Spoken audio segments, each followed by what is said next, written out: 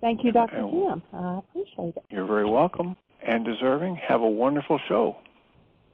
Thanks. So welcome, everybody, to the second hour of Mind Shifters Radio. Seems like my technological challenges have corrected themselves today. I'm thankful. 2023. And their calling number is 563-999-3581. And press 1. And that puts you into queue to talk to us. And we'd love to hear your comments and questions because that makes this your show. And I see we already have a hand up. I believe it's Miss Celinda. I'm going to turn on your microphone. Michael will be with us here in just a moment. Welcome, Celinda. Hello, Miss Celinda. Maybe your hand's just left over from Dr. Tim, or maybe you're mute challenged. I've been there. I'll leave you on for just a second and see. Miss Celinda? Put it on the nightstand. I could put it on. Hello, Celinda. Yeah. Hello, Celinda. Hey, yeah. Did you mean to press 1? Oh, yes, I did. I'm sorry, and I meant to have mute on, too. Just a minute. Oh. Yeah, because this is a tiny house. Who is this, Jeanie? Yeah. This is Jeanie. Great. Yeah, Michael will be on here in just a second, but I saw your hand was up, so I thought I'd go ahead and turn it on and say hey. And I don't know if you were on the other day when I mentioned that we had gotten your card and that Aria was excited. So no, I wasn't. Just say I thank had you. to go on and do other things. Yeah. Oh, how exciting. How sweet. I'm really glad. We didn't have her yesterday or today. She's under the weather, so send love. I know how that is. So are we, but it's going not around. because we don't feel good. It's because we are definitely under the weather right now. Oh, anyway. Well, Michael's with us now, so if you had a question, go for it. Yeah. Actually, I had a comment or sharing, if that would be helpful. Go for it. We'll find out. Okay. I was going to share this with Dr. Tim and Susan, but Susan and Dr. Tim were on a very important role, so I wanted them to continue it anyway because I wanted to listen in. But this is for Susan. She was talking about how power was basically a trigger word for her, and I know that one very well because I feel like Susan and I are Tweedledee and Tweedledum. One took one road, the other took the other. And I so learned from her and her exchanges with you and Tim. When I was reading Carolyn Mace and her The Anatomy of the Spirit, she had a little principle for the heart chakra, I believe it was. And that principle, or it might have been the sixth chakra, and that principle was that love is the only true power and the purest power there is, something to that effect. And so at that moment, not at that moment, during that time that I was studying her information, I realized that I had been using control. I had been using the definition of control for the word power. And once I made the distinction between the two, I got a lot more clarity. That power has nothing to do with, true power has nothing to do with control. And so I thought I'd share that in case that was helpful for Susan or anybody else. Michael, if you're talking, we're not hearing you. Cool. Yes, so there is only one. It's interesting. There's a statement out of Unity that says there's only one presence and one power in the universe enacted in my life, and that is love. That's it. Beautiful. That is the presence. That is the power.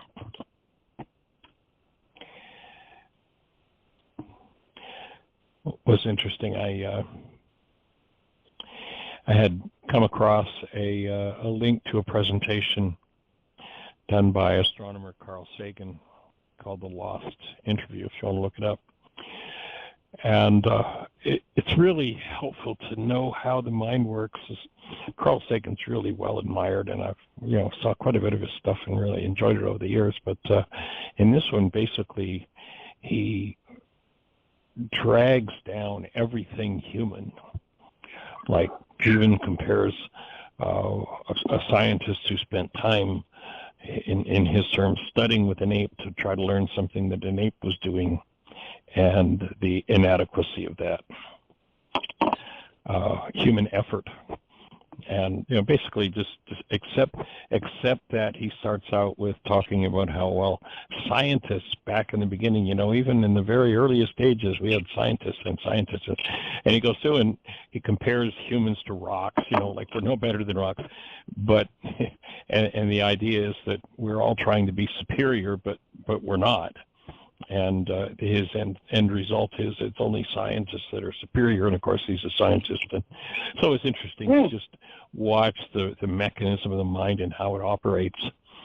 And there's an interesting video, an interview that I just also came across recently from Mike Wallace. You might remember Mike Wallace from, I think he was with CBS. And back in 1956, he did an interview with Ayn Rand. And I lament the number of people who've been damaged and harmed by following this woman whose, basic philosophy was, I am it. Each one of us, the I, has got to take care of themselves and to heck with everybody else, basically, self-centered. And just the whole philosophy. And then once again, recognizing, here's somebody who's working from a power person dynamic of harm and hurt, and so willing to stand on mental and intellectual energy and information that ignores the truth about how one's own mind even works. So just interesting to have Yeshua's perspective on the mind and on stress and how to understand how it all comes together. And ignoring that power that is behind it all. As you're saying, love, that's it.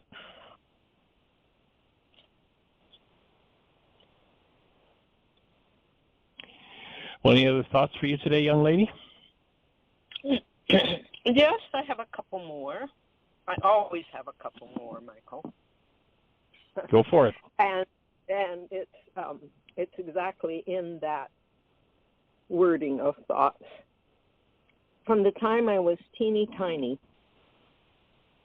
I was forced into my conscious brain, which wasn't even developed yet, because my mom, bless her heart, whole intention was to make me acceptable to the family, and how I had to be acceptable to the family was to shoehorn me into this 9-bit mind that I didn't even have developed yet. And so I have lived from this 9-bit mind all of my life. And I'm very grateful because this 9-bit mind has brought me to the portal. I'm very grateful that Spirit was active all the time. I'm very grateful that I basically have a very loving heart. And I've gone through a lot of spiritual paths to get where I am today. And just the other day, I have been, as I mentioned to you before, a very good friend of mine has been encouraging me to go to a Vipassana 10-day retreat. And COVID knocked that one out when we tried it once. She was going to go with me. And I'm on, she and her partner are ready to move to Argentina. She's a very dear friend of mine, same age as my son. And so she's going to try to go to this next Vipassana retreat that's happening on the 31st of May. And it's a bilingual one. And preference is going to be to bilingual people. I'm number 17th on the waiting list. and it starts on May 31st. And I would really like to go. At the same time, I'm holding my breath. And the point of all this little sketch is to let you know that a couple of days ago, I got a very strong message that I was to be into learning how to meditate, because I've resisted that all my life because my mind has run the show all my life, my conscious 9-bit mind. So if you could hold me up in that, because that is where I am supposed to put the major focus of my energy, and then to use that as the springboard for when I need to do a worksheet. And so I hope that you will, because the worksheet tends to throw me down the rabbit hole, literally throws me back into my 9-bit brain. And I don't expect anybody else to understand this. I just realized from that message that I got really clearly that it is to take its cues from what I learned by this practice of learning meditation and what it means and how it evolves for me. So I wanted to share that with you because I appreciate you and Jeanie and Dr. Kim so much. And I wanted to include you in my journey, so to speak, of support, being my support team. And so I share that with you now. This is the present moment, revelation for me individually. And any comments and sharings that you three feel, I definitely. What kind of retreat was it? The Vipassana retreat. Mm-hmm. It's a 10-day silent retreat. Yeah. Oh, yeah, and it's going to push every button in my button box. I think I shared with you I'm pretty much vegan now except for eggs and maybe an occasional tuna fish sandwich. And this reoccurring UTI that I've been having for over a year is now disappearing of its own accord. And I was shown, reminded actually of the fact that I do not do well on high purine diets. And the meat and the fish especially were triggers for all that. And once I started realizing and experiencing that inner wisdom, my body wisdom, and started evolving towards a more vegetable-based diet, again, I always was high in it, but I was also using the protein products because of the outer authorities that keep pounding away at us, and I had been taught so well to follow the outer authorities and keep myself in confusion because it's very confusing out there with all the conflicting opinions. Of course, something out there now, am I hearing you say something out there causes your confusion? Oh, no. Yes. Oh, no. Good. Okay. That's not true. But I did forget in this moment. It's languaging. Languaging takes just as much practice as everything else to language in a way that really speaks to the person of the essence of what they're trying to share. Yeah. I allow it's definitely key. Yeah, definitely. And each one of us has our own unique way of languaging, and maybe that's why it's so important to get a common, grounded, accepting definition before someone even begins to communicate. This means because so many of my arguments with other people were smoke and mirrors, because once I sat down and got sane again, I realized, oh, they're just using different words. Yeah. Well, we'll hold the space for you to be successful in the Vipassana retreat and be out of your mind. That's cool. I love it. That's important stuff. I mean, that's where healing happens.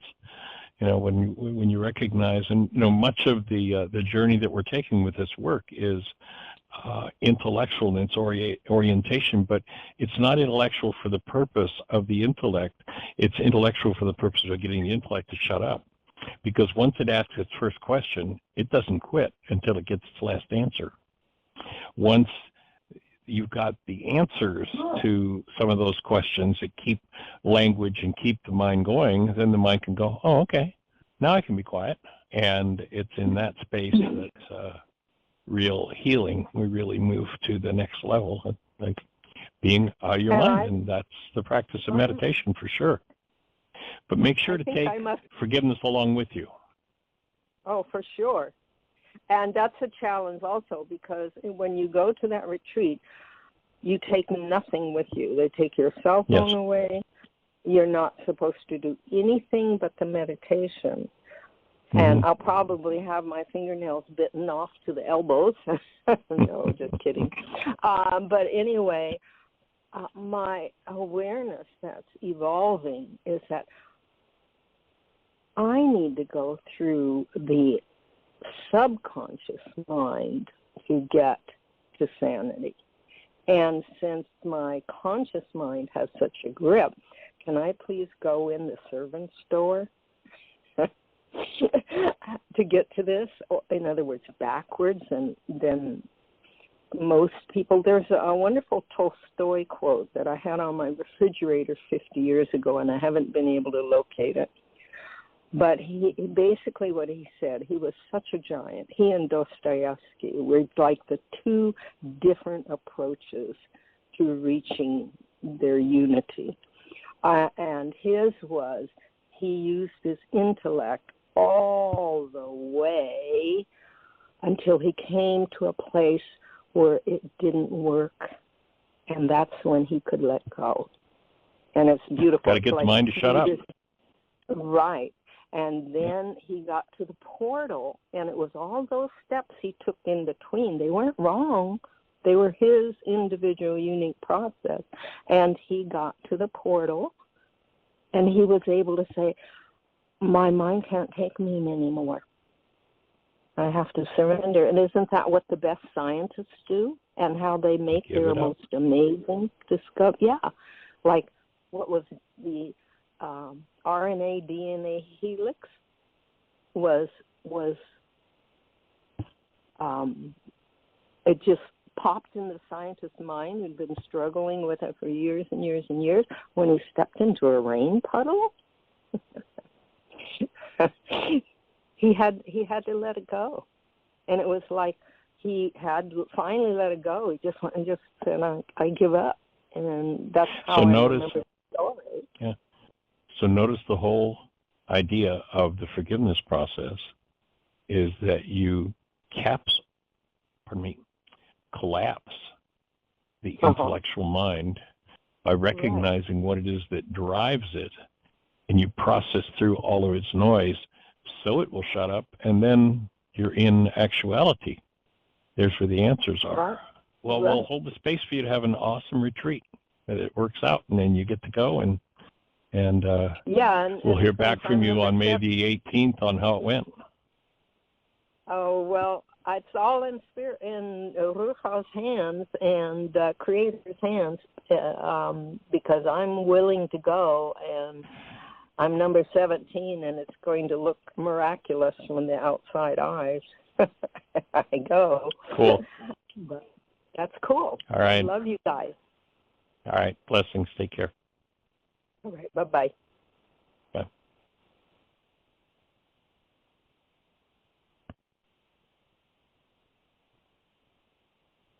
So, Miss Jeanie, do we have anybody in the phone queue with a hand up, or anything happening in the chat room? It is all quiet on this one. If someone has a question, press 1.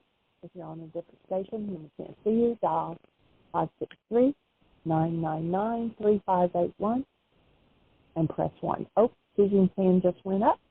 610, you're on the air. Hey. Well, welcome. Thanks. This is totally Well, it always is. Totally utilitarian. I need some advice. And you're the one to come to, because you'll probably have some breakthrough idea that hasn't occurred to me yet.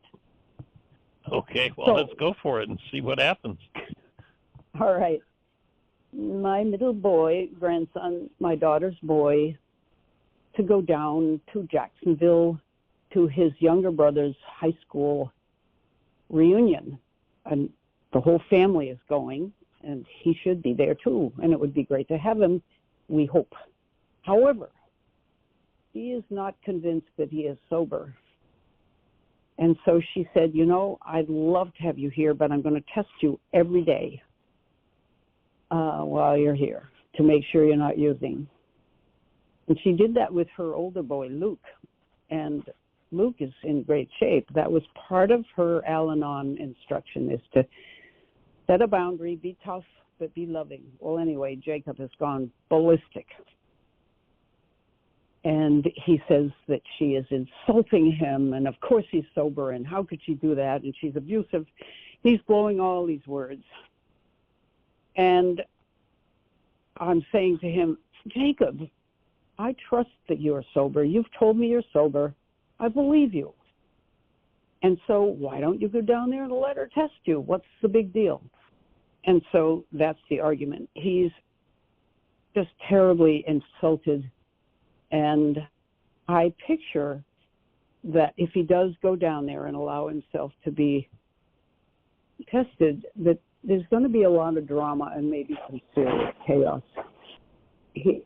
Because he is still doing what people who are using are doing, even if he isn't using. And I really have no idea, but I've chosen to be the trusting grandmother. And so we're at this impasse. And he even sent me a little printout of something that he thinks he has in the way of a diagnosis. It's called pathological demand avoidance, PDA. Have you heard of it, Michael? No, that's a new one, but certainly resistance to control. I'd call it RTC, resistance to control. Right. Well, the definition he sent Nobody me is going to tell me what to do. He says it's a pattern of behavior in which kids go to extremes to avoid or ignore anything they perceive as a demand. It's most often seen in people with autism, he added. Well, whatever it is, and he thinks he's on the spectrum, he is basically trying to explain why he's resistant.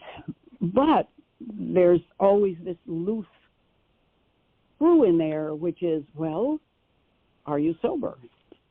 You know, and he's making up he's going bananas and holding a position that he really doesn't need to hold.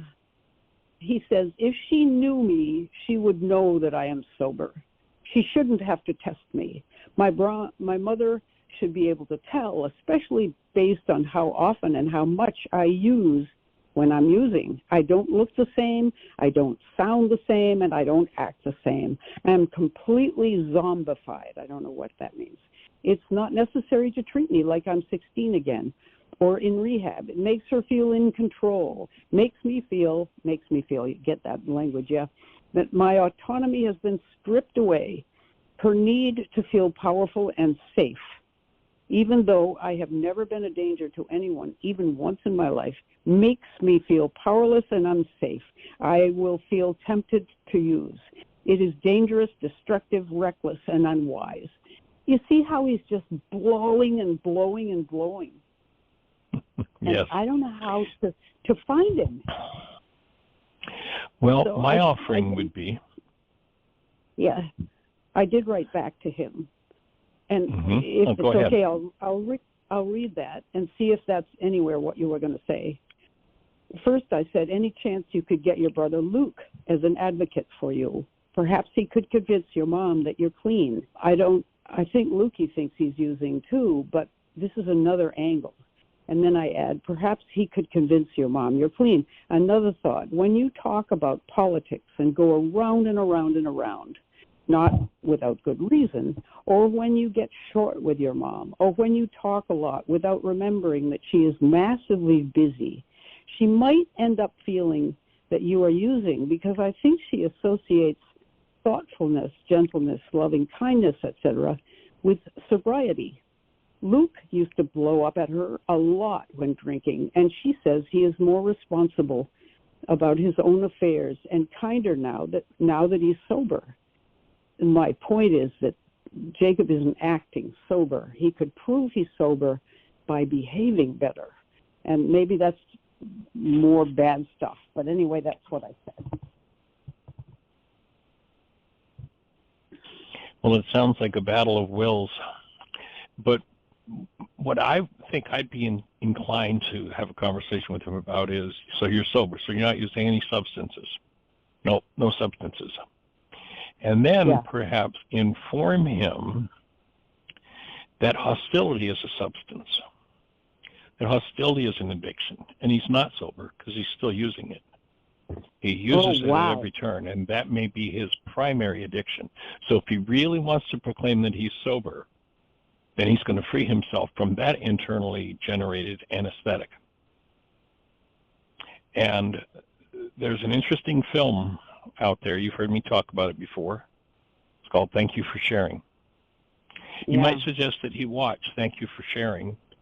And it's a story about several different addicts and their dance together with sobriety. And the point, if you help him to build the brain cells before he watches it, is that each character in the film is going to at some point fall off the wagon. And what they portray so powerfully is that the last drug that each of them uses before they go to the drug they're attempting to be sober from is hostility. And so perhaps a challenge that notice that you can get a high and, listen to all the conversation you generate out of your hostility. It's just another drug. So now I'm going to really challenge you to be sober, and that means that you're going to speak to your mother like a human being. And this hostility, like any other drug, we know the alcoholic, no, you can't take a drink or it's the slippery slope. You're going to be back. That's kind of the general principle, of course, of AA or NA. And my offering is the same thing applies to hostility. It's like he's got to stop being a user. So that might challenge him on a new level and lead to some conversations that are not as abusive when he goes off and gets drunk on hostility. I have spoken to him about his hostility, and he says, I am not abusive and I am not hostile. I am defending myself from her abuse. This turning around goes on constantly. So I've got to get under that. Well, that's the trick of the addicted mind. The trick of the addicted mind is blame. Somebody else is to blame for the fact that I'm using. I wouldn't be using if it weren't for you. See, it's all your fault. You're the guilty party. I'm just an innocent victim. You can watch that in politics. You can watch it in just about any addict going. Yeah. That's very, very, very good advice, Michael. That is just and if he feels on. Yeah. And if he feels like he can't deal with that, then maybe best he let the need to attend the graduation go. Oh, yeah. I've said, Boone, it sounds as if you probably shouldn't go. You'd be much happier. Just we could Zoom talk with you and visit, and maybe you could watch it in a film. We could film it for you. How about that? You stay home with your cat. You don't have to travel all that way.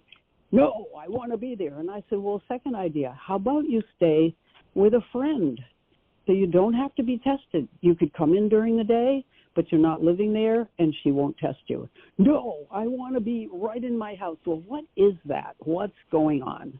All these reasonable suggestions is like going in with all his guns blaring. Well, that's the hostility addict. Yeah. Yeah, he's going to prove something. He's going to be right. Oh, anyway, thank you. That's very helpful. Just to present that to him, that hostility is a substance too. That is so good. Thank you. And that film is a powerful portrayal. I don't know whether they did it purposely or not, but each time you can see by the level of hostility in a person's voice and actions how close they are to falling off the wagon, and each one of them as they become more and more hostile. And that's not enough to hide their pain from themselves. Bingo, that's when they go to the alcohol or the drug, what have you. Mhm. I always want to stay close to Jacob insofar as starting conversations with something that will disarm him in one way or another. Like, I do know how you feel. That is so hard. And you had a very bad time during this time or other. And if I soften him up around the edges, sometimes we get a little farther in our discussion. It's quite manipulative of me, but it's really my true intent is to keep in contact with the guy, not just to lose him. Yeah. Well, that's what's needed, you know. Did you, I had sent you a video link to a piece by Gabor Mate. Did you get a chance to see that? Yeah. I had seen it, and I watched part of it again, but it was very familiar. The thing I have to confess is I didn't watch to the end. I watched about half, and it was all these people talking about the type of abuse they had experienced. And I was hoping to get, did the film come to a different kind of ending where it resolves and suggests and heals, or was it mainly just an expose of the traumas that people have gone through, which kinds of explains why they're where they are? Yeah, to me, the whole gist of the film was to help people to recognize that beneath those addictive behaviors there is a trauma.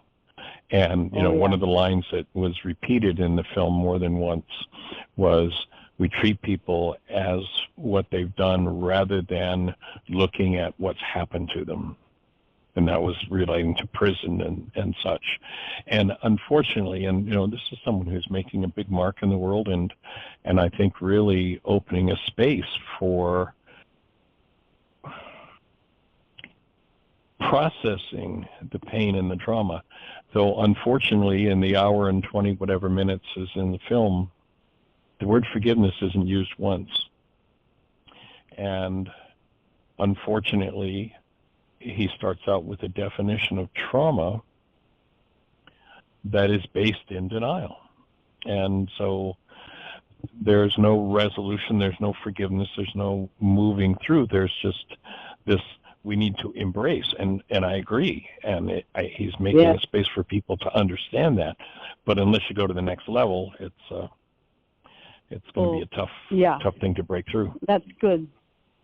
That's pretty much what I thought was going to be happening is, yes, we can open our arms and acknowledge, and there's a lot of healing that can happen in that. A lot of people said, I've been changed by this. Yeah, but you're right.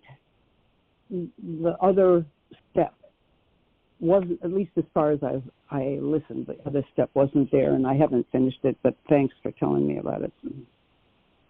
Yeah, the fact that being able to embrace the trauma, and for the person who, you know, he demonstrates, he goes through and processes some people, and what he calls compassionate inquiry, and just the fact that he's there in an embrace of them, being the space of love for them, is itself very powerful.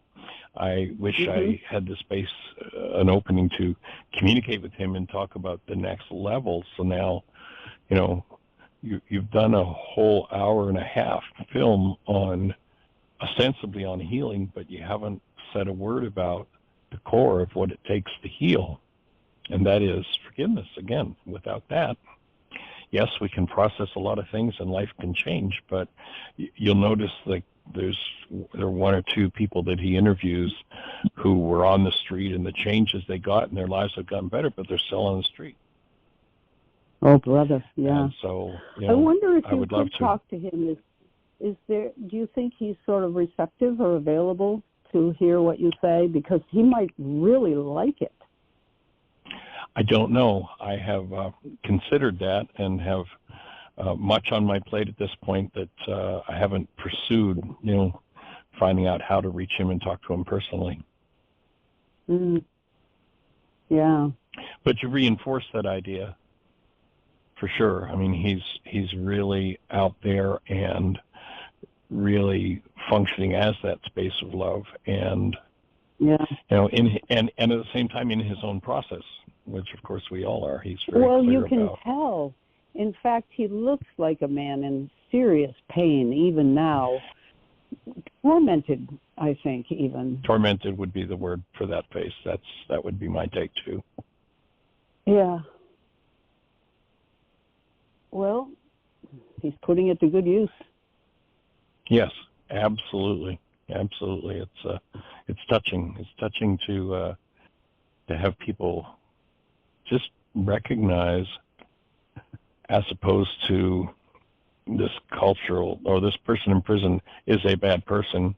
Well, actually, this person in prison is a hurt person, and rather than setting systems up to inflict more hurt, which most of prisons are, if we set prisons up to be a place where healing happens, it's kind of like medical school. If we set them up, I once said to a dean of a medical school in Florida, what would it be like if the people who want to become physicians came to your school to a warm, gentle, loving, caring environment where they were nourished and nurtured and healed, and were sent out healers? And he was just like, a gasp with, really? What a shocking idea.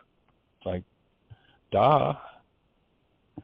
Oh, how else are we going to get healers except healing?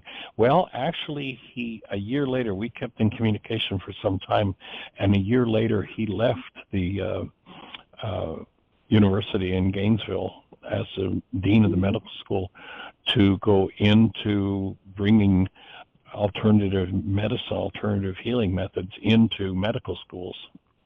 So there was a definite shift. We did a still point session with him that just was like monumental for him personally, and that was like a big wake up. It's like, so this is what healing is about, and treatment medicine's a whole different game. Let's put them both together. God, you did plant a seed that bore some fruit, though.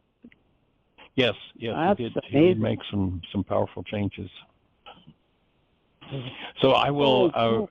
I'll take the reinforcement of the idea of getting in touch with Gabor and seeing if he's open to a conversation. Well, I was thinking maybe somebody else should. I'm not volunteering, though, but it might be less if it's a matter of feeling threatened, his feeling threatened at all, or that you're trying to displace. If one of your students got into some sort of relationship with him and then pointed out your work or something, that would be less threatening. If threatening is really a thing, maybe it isn't a thing. Maybe the man is much beyond all that. I would think so. I would think he is. So thank you for volunteering. Go for it. I knew that. You were going to nab me for that. You knew that was coming, right? Yeah, I knew it. I was asking for it. Like at church, why don't we do this? And the minister says, go for it. Yeah, do it. Yeah. Well, that's how it was at Heartland. When somebody came up with an idea, it's like, okay, that's yours. Go for it. Oh, yeah. Well, the other day you said you gave a passionate talk about being our own health advocates. And I made some immediate changes as a result of that. I've got a couple of little diagnoses.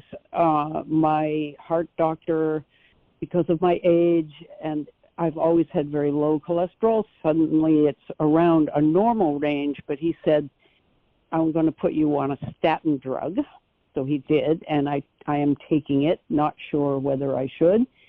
My son thinks it's fine, but he's totally in the allopathic field anyway. Right. But also, I am pre-diabetic, And I've been reading about that and listening to podcasts. And so I'm experimenting with a sort of gentle keto diet, which is lots and lots of salad, fruit, but not too much, and not the very sweetest, like no bananas, for instance. And starting off, and intermittent fasting, which is very easy for me because I get up at 4 in the morning and I don't eat till 8 or 9. And that can be, he says, you should get up when you get up and don't eat breakfast at all. Eat lunch and an early supper, like 4 hours between those two meals, and then you're fasting again. Right. I can't quite do that. I get too hungry, but basically I'm experimenting with this because my energy has not been what it should be. And it's also Easter, and I was eating all the available chocolate eggs that I'm not supposed to eat. so I thought you quit sugar. I did, except when I don't. Except when you're eating chocolate eggs. Okay, I understand. Yeah, right. So one of the things to pursue, I think the main energy that creates pancreatic problems is grief. Pursue the healing and the forgiveness of what the grief is about. Okay, you said that before, and I know it's absolutely right, and I haven't wanted to go anywhere near there.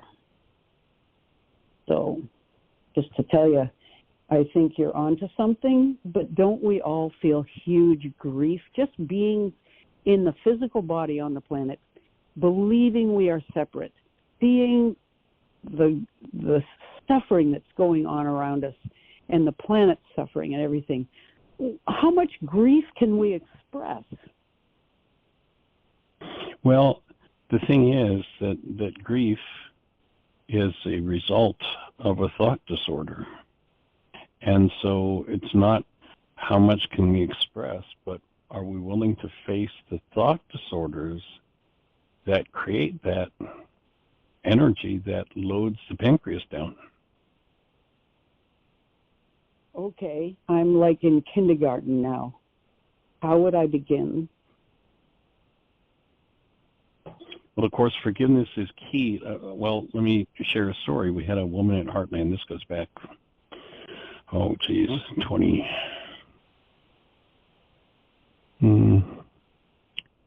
21, 22, maybe 23 years.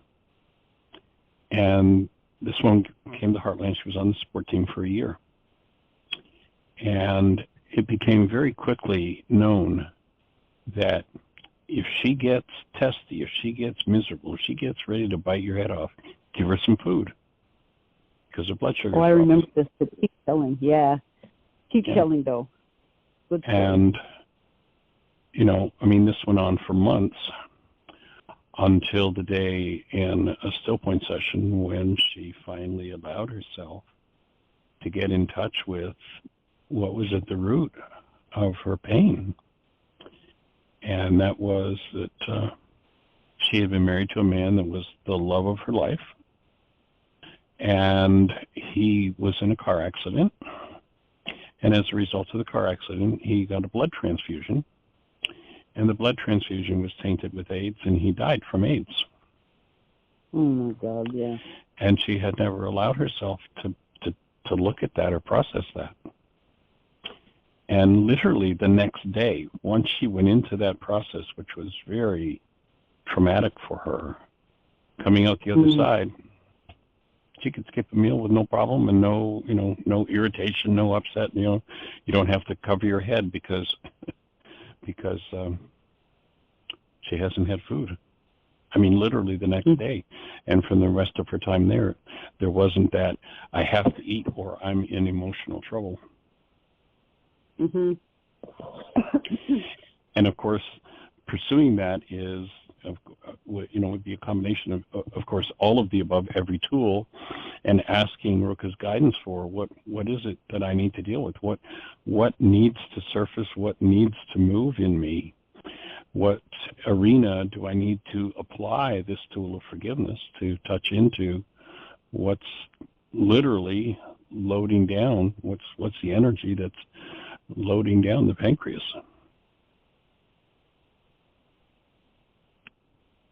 Well, I certainly haven't had a big trauma like that, like the loss of somebody I cared about that much. But maybe that's the wrong approach. I guess you're saying we should ask. I mean, I can think of things like 25 years of being judged as a untrustworthy bitch by my son-in-law, and losing my daughter for all that time. Is that she's back? I mean, I don't know what the grief would be. And I guess you're saying you don't know either. The loss of your daughter for 25 years, that sounds like a pretty significant hole in the heart. Cancel the thought. Well, yeah. I know it sounds so dramatic, but my son always says, that's why you got a pacemaker, Mom. It was right after this crisis. You went into the hospital and needed wires put in your heart. Right. And I was thinking, yeah, that's really dramatic, but the doctor didn't say that. You know, Doc, why did this happen? Oh, we don't know, he said. We just have no idea.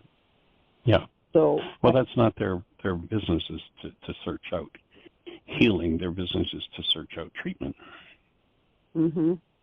Rare is the physician that goes for the healing along with the treatment. Yeah. But you're saying I have to settle in and ask to be shown. I've been asking you, tell me what it is. Well, why should you know? So, yeah. And I don't know if I have a huge imagination. Again, it's a process. You know, it's not an event. Yeah. You can say, oh, here's the event A, now you're going to do that. Like, you know, what you shared may be exactly what's at the core of what literally your pacemaker is about and literally your blood sugar is about. But you don't just walk up to the door of that and knock on it and say, okay, I'm here to heal this. Your whole being, your whole energy field needs to prep itself to be in this space to be able to open that door. If you've got a high level of trauma to be dealt with and a level of vitality that doesn't allow that to open, then it's not going to open. That's why, you know, we're doing all of the above. That's why we're suggesting you pay attention to your breath. That's why we're suggesting you do daily forgiveness. That's why we're suggesting that you pay attention to what you eat. And, you know, the things that vitalize and strengthen the self to be able to access what otherwise the system's got a, you know, it's like a, you know, a thorn, and what happens? The body creates a cover over the thorn to keep it from being an injury. And a psychic thorn, like you've described there, until you're vital enough to be able to really pull that thing out and hold it in wholeness and work through it, it's not something we just walk up to the door, as I say, and knock on the door and say, okay, I'm ready to deal with this. It's a process that, you know, and if you went back, you know, you've been listening for many years to the show, but if you went back to day one and listened to every hour, you know, from day one, there'd be a clue here and a clue here and a clue here and a piece there. And all of the above is what it takes to get to that next piece of work. You know, I recognize that in my own process, you know, things that, you know, gee, I sure would have liked to have dealt with this yesterday, but I recognize that I'm not in a sensitive period to be able to hold that and to work through that. And so what do I need to do that? That's where all of the above comes in. That's where every tool comes in. And of course, willingness is a big one. The work Dr. Tim's been doing on the previous hour is dovetailing in very nicely with this. We got into a discussion about what the word power means, and I have a long list of power, definitions of power that are very negative. So I don't want to step into my power because that means that I'm forceful, I'm privileged, I'm spoiled, I'm cruel, I'm mean. I have a superiority complex, blah, blah, blah, down the line. Sounds like a great list of worksheets. Well, he had me do a word link thing, which is one of your tools. Right. And I got some great links, but I haven't sort of defanged the word power. I've got word link, power equals agency. Power means wholeness. Power means allowing. Power means the sense of self that's secure enough that I can choose love in every situation. Those are all great little word links, and I'm using them. But when my son-in-law called me what he called me, I felt as if everything in me would never dare to be powerful again. And my mom used to say, "Who do you think you are?" which adds to that. And, right. So how about a mind shifter? Okay, I'm ready. It's safe and healing.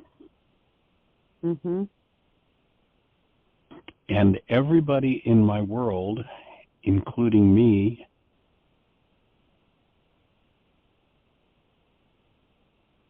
Okay, I'm still writing. Yeah. appreciates it Mm-hmm. when I step into my full power. Woo. I can't argue with that. I like that. Yeah, I probably can. Mm-hmm. You probably can. All those other definitions you had for it, they're there. So I'd do the split page on that, like that. And then each of those other definitions, that's going to be probably at least a worksheet on each of them. When you perceive that the people with power abuse and take advantage of whatever all the dynamics are. And as you remove those things, you'll step to the next level of power. And that's going to include physical vitality. That's very cool.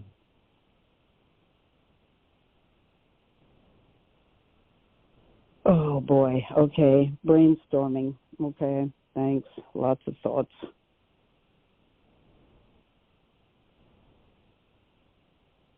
And another mind shifter might be, and this would be more like a mental exercise. Okay.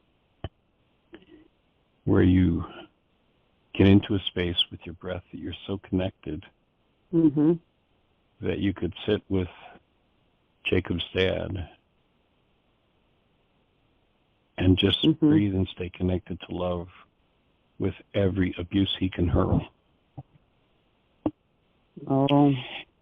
And do that so powerfully that your love brings presence and healing to him.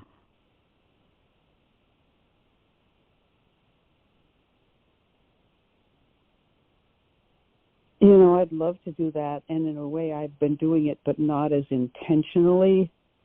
But when I talk to the boys about him, I'm careful not to say anything negative. I say, your dad has a disorder that sends him into this state of mind, but he is, when I met him, he was the most intelligent, loving, kind-hearted. I mean, I thought he'd better join our family. That's how much I liked him. And I introduced him to my daughter, and of course I feel a lot of guilt about that. I didn't know about this Next other worksheet. Next worksheet. Have you done any work around being guilty for having brought him into your family? No. Well, it sounds like you're holding yourself pretty highly responsible for that. Okay, I've written it down. You're a full-time job, Michael Ryce.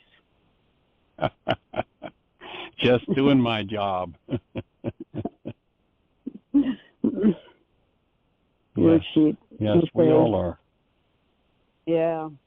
I had an example of taking my power yesterday in church. I'm in charge of making announcements every once in a while at the podium of my church in the middle of the service. And I'm coaching myself because what I've been doing before is getting up there in a state of mind where I have to play the clown. And I do it very, I don't think anybody really knows what I'm doing, but it's like I'm not myself. Yesterday, I stepped up and thought, I'm going to just be who I really am. It took such concentration. And I could feel my friendly self, my clown self, which is also a really friendly, loving self, kind of leaking around the edges. And several people afterwards said, I love it when you do announcements. You have a lot of energy and you focus on us and we feel seen and it's a little bit fun. And I'm thinking, that's what I want to be. But it took so much psychic energy to step into that. That was power. That was power in the good sense. Just a little thing, but... And did this psychic energy that it took to do that, was that psychic energy needed in order to keep another aspect of self out of the picture? Yep. The unacceptable aspect. So there's the part that's in need of healing. Like when you come to the point where you recognize your whole expression is acceptable, rather than just the parts you approve of. Yeah, the clown is I suspect I suspect your psychic energy is to hold back the parts of yourself you disapprove of. And time to let it out. Holy Takes mackerel. a lot of energy to hold on to that. Yeah. Okay. Yeah, that's a holy mackerel statement, isn't it? Yeah. Yeah. Yep. Or if you're up in Ohio, if you're up in the Midwest, it'd be holy moly. Oh, yeah, I've heard that one too. Yeah, to feel as if you have a right to take your stand and take up space. Yes. That's a big deal. That'd be a good mind shifter. I have the right to take a stand and take my space. Okay. Good affirmations. Mm-hmm. And even better if used as a mind shifter. I can feel how that's better because I can feel the push against it already. Yeah. So you're right. Allow it to bring things up. Allow it to surface the load that's being carried and let go of it. Is that the grief? Like, that might be it. I have to keep the truth of who I am hidden because I'm not acceptable. So loss of self, could that be the grief? Absolutely. I think that's the grief and the what might have been if I hadn't had to do that. For a lot of people, it's a grief.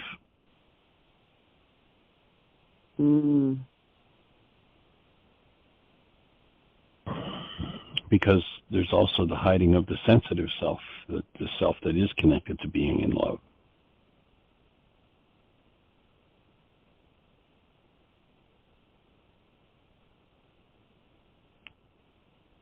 Yeah. In the business with my daughter and husband is just one of the legs of that. Yeah. And the show is going to cut us off in a few seconds or so, but we'll carry on to completion and hold the space for that direction to continue that momentum you just set up. Go for it. Thanks, Michael. All right. Have a blessed one. Thanks, you too. Everybody, thank you for joining us. Have the best year yet of your eternal life. It's an awesome gift to give the world. Bye-bye.